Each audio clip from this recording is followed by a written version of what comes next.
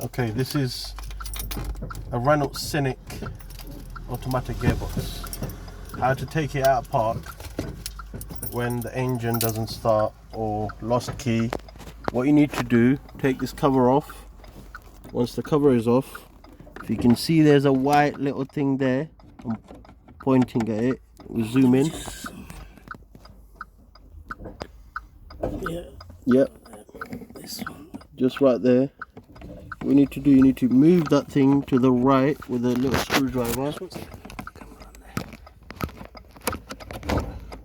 Yeah, like that.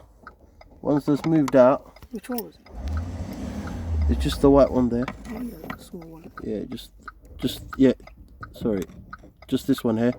Just needs to come out. Once that's out, bring it. You can, oh, you need to hold it.